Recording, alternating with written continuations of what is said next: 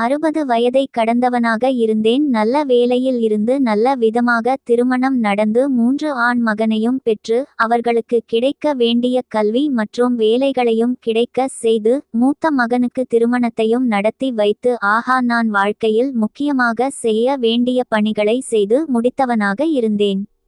ஆனால் என் தலைவிதிப்படி என் கடைசி காலத்தில் கிடைக்க வேண்டிய பென்ஷன் முதலான எந்த வருமானமும் இல்லாதவனாக ஆகிவிட்டேன். அதனால் என் குடும்பத்தில் எதனால் வரை நான் செய்ததெல்லாம் எனக்கு பணம் இல்லாமல் போய்விட்டது. வருமானம் இல்லை என்ற ஒரே காரணத்திற்காக எனக்கு என் மனைவியிடமும் மக்களிடம் மரியாதை இல்லாதவன் ஆகி ஏதோ பெற்ற காரணத்திற்காக சாப்பாடு கிடைத்து வருகிறது. ஆனால் எனக்கு என் மீது நம்பிக்கை மட்டும் உள்ளது. அந்த நம்பிக்கை தான் என் வாழ்க்கையில் கடைசியில் பல நன்மைகளையும் நடந்தேறியது. அதனை இந்த கதையின் மூலம் தெரிவிக்க இருக்கிறேன். மறக்காமல் நம்ம சேனலுக்கு சப்ஸ்கிரைப் பண்ணிட்டு வாங்க நம்ம இந்த கதைக்குள்ள போகலாம். நாம் என் மனைவி என்று 3 மகன்கள். மூத்த மகனின் மனைவி மற்றும் அவர்களது ஒரு குழந்தை. எல்லோரும் சென்னையில் ஒரு வீட்டில் கீழ்த்தளத்தில் குடியிருக்கிறோம். என் மூத்த மகன் முடித்தபின் சில காலம் ஒரு இன்ஜினியரிங் கல்லூரியில் லெக்சரராக இருந்து பின் அவனுக்கு படிக்க சென்னையில் இடம் கிடைத்ததால் அவனது கல்லூரி வேலையை ராஜினாமா செய்து விட்டு படிக்கத் தொடங்கினார். அவனுக்கு செமஸ்டர் தேர்வு வந்ததால் வீட்டிலிருந்து படிப்பதை விட அவனது கிளாஸ்மேட்டுடன் தேர்வுகள் முடியும் வரை ஹாஸ்டலில் தங்கி படித்தால் நல்லது என்று நினைத்தது. அங்கே சென்றுவிட்டான். அதனால் அவனது மனைவியும் குழந்தையும் அவளுக்கு பெற்றோர் வீட்டிற்கு சென்று விட்டாள். எங்கள் வீட்டின் மேல் மாடியில் ஒரு அம்மாவும் மகளும் குடியிருந்தனர். மகளூர் ஐடி கம்பெனிகள் சாப்ட்வேர் இன்ஜினியர் ஆகவும் அந்த அம்மா ஒரு கவர்மெண்ட் உத்தியோகத்திலும் இருந்தனர். இருவரும் ஆபீஸ் செல்ல அவர்களது ஆபீஸிலிருந்து கார்கள் வந்து அழைத்து கொண்டு செல்லும். அதே போல கொண்டு வந்துவிடும்.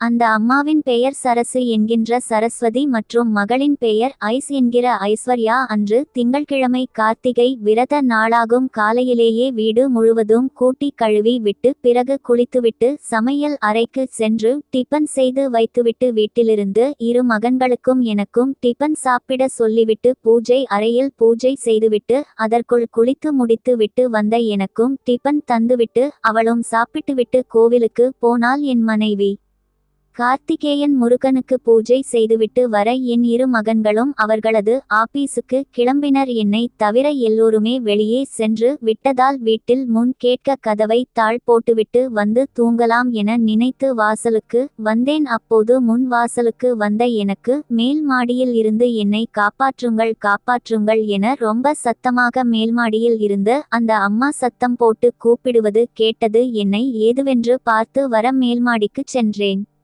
முன் கதவு அடைத்திருந்ததால் காலிங் பெல்லை அடித்தேன். உள்ளே இருந்து கதவு சும்மாதான் அழைத்து இருக்கிறது, திறந்து கொண்டு வாருங்கள் என்று கூப்பிட்டார்கள். நானும் திறந்து கொண்டு உள்ளே சென்றேன். ஓசை அறையில் இருந்து வந்ததால் அவர்கள் உள்ளே ரூமுக்கு சென்ற அவங்க ரூம்ல இருந்தாங்க. ஆனா ரூம் ரொம்பவே தாபால் போட்டு இருந்தது. என்ன செய்யலாம் என யோசித்து கீழே என் வீட்டிற்குள் சென்று ஒரு சுத்தியல் எடுத்து வந்தேன். அதனை கொண்டு ரூம் கதவை உடைத்து உள்ளே சென்றேன். எனக்கு ஒரே அதிர்ச்சிதான்.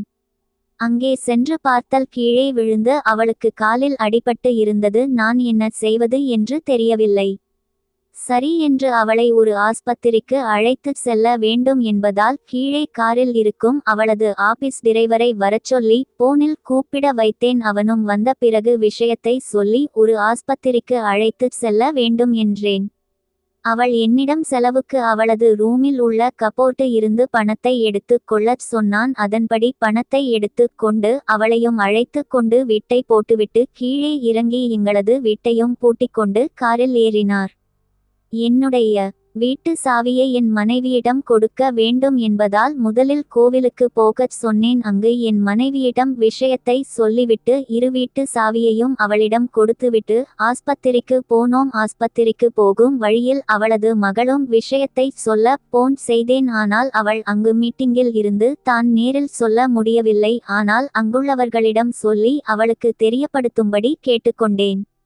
ஆஸ்பத்திரிக்கு போனதும் அவளுக்கு அட்மிஷன் போட்டு அதற்கான மீசையும் கட்டிவிட்ட பிறகு அங்கு எக்ஸ்ரே எடுத்து பார்த்ததில் 2 கைகளிலும் மூட்டு எலும்பு முறிந்து விட்டதால் ஆபரேஷன் செய்த அந்த எலும்புகளை ஒட்டவைத்து தைத்து கட்டு போட வேண்டும் என்றனர். மேலும் அந்த ஆஸ்பத்திரியில் 2-3 நாட்கள் தங்க வேண்டி இருக்கும் என்றார். எனவே அவளது கார் டிரைவரிடம் விஷயத்தை சொல்லிவிட்டு அவங்க ஒரு 3 மாசம் ஆபீஸ் வரமாட்டார்கள் என்பதை தெரியப்படுத்த வேண்டும் என சொல்லிவிட்டு கார் டிரைவரையும் அனுப்பி வைத்தேன்.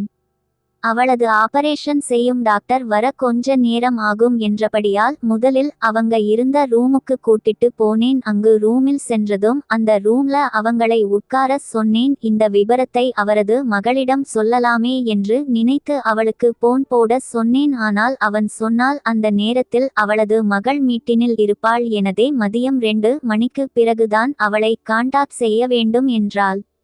ஆனால் அவளது கையில் இருக்கும் முட்டைகள் நன்றாக வீங்கி வலியை ஏற்பட்டு தாங்க முடியாததால் அவள் அழ ஆரம்பித்துவிட்டார். எவ்வளவு சொல்லியும் பொறுத்து கொள்ள முடியவில்லை என்பதால் அவளது அழுகையை நிறுத்த நானும் எவ்வளவோ சமாதானம் செய்தேன். ஆனாலும் அவளுடைய அழுகை நின்ற பாடில்லை. சரி, கொஞ்ச நேரம் தோட்ட வேலை செய்தால் அவளுக்கு அந்த வலி குறையும் என்று 2 பேரும் சேர்ந்து தோட்ட வேலை செய்தோம். ஆனாலும் அவளுக்கு வலி ரொம்பவே அதிகமானது. சரி என்று அவளை ஆபரேஷன் தியேட்டரில் கொண்டு சென்று அவளுக்கு கைகளில் இருக்கும் முட்டியில் ஆபரேஷன் செய்ய வேண்டும் என்பதற்காக ஆபரேஷன் செய்யும் ட்ரெஸ்ஸை நர்ஸ் போட்டு விட்டாள்.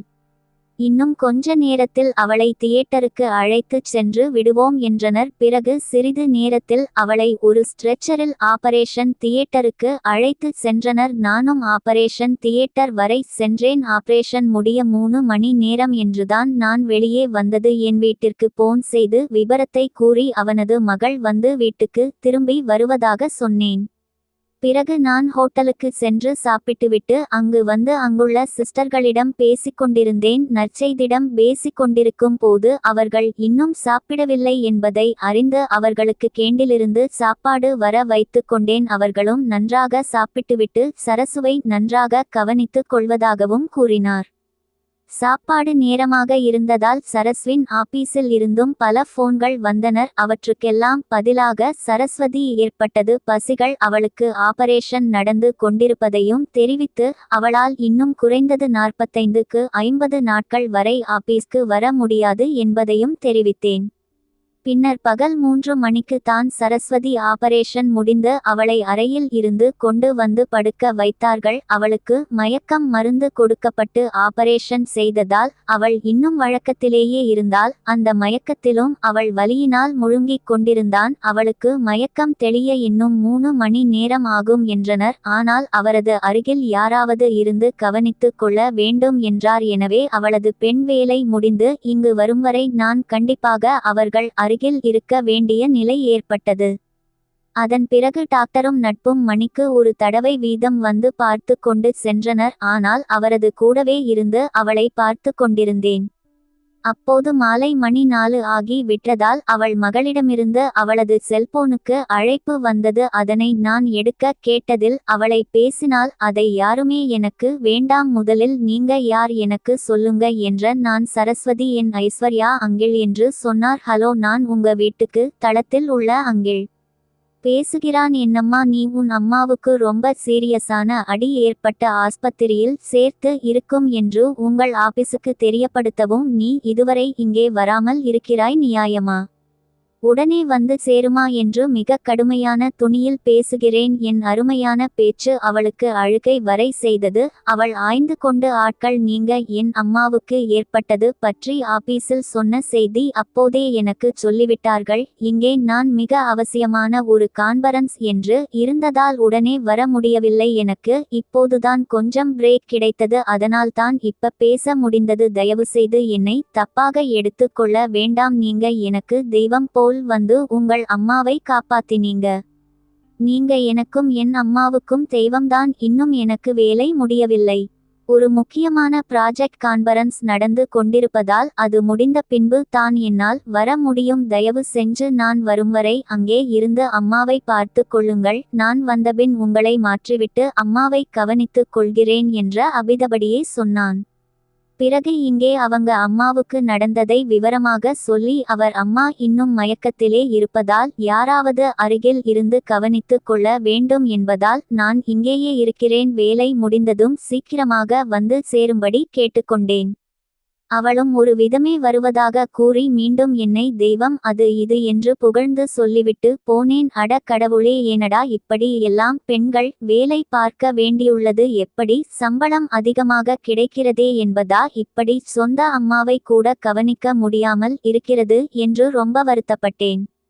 அப்போது மாலை 5 மணி இருக்கும். என் மனைவியும் என்னை எதிர் வீட்டு அம்மாவும் சேர்ந்து ஆஸ்பத்திரிக்கு வந்தனர். அவர்கள் கூட எதிர் வீட்டு பக்கத்து வீட்டில் வேலை செய்யும் வேலை காரியம் வந்து இருந்தால் அப்போது சரசு மயக்கத்திலிருந்து அவரது இருக்கைகளிலும் ஆபரேஷன் செய்யப்பட்டு மாவு கெட்டு போடப்பட்டது. கைகள் மேலாக இருக்க வேண்டும் என்பதால் அவளது 2 சைடுல 2 தலையணைகள் வைக்கப்பட்டு அதன் மேல் கைகளை வைத்திருந்தனர். அவள் மயக்கத்தில் இருந்ததால் அவர்கள் அவளிடம் பேசக்கூட முடியவில்லை. ஆனால் அவர்களுக்கு வலி மிகவும் அதிகமாக இருந்ததால் நான் கொஞ்ச நேரம் தோட்ட வேலை செய்து கொண்டே இருந்தேன். அவர்களுக்கு அப்பப்ப டாக்டரும் நர்ஸும் வந்து வலி நிவாரணி ஊசி போட்டு விட்டு செய்தார்கள். தொடரும்.